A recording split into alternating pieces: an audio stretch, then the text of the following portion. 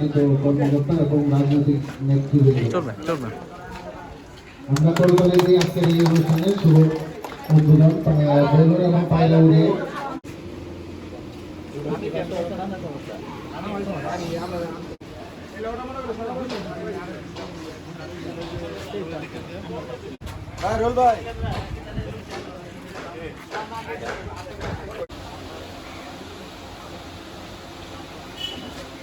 এই মেলার শুভ উদ্বোধনকে স্বাগত জানাই। মাননীয় প্রধানমন্ত্রী, আপনার প্রতি আমাদের সেবা মেলা 2026-এর উদ্বোধনী পর্ব শেষ হলো।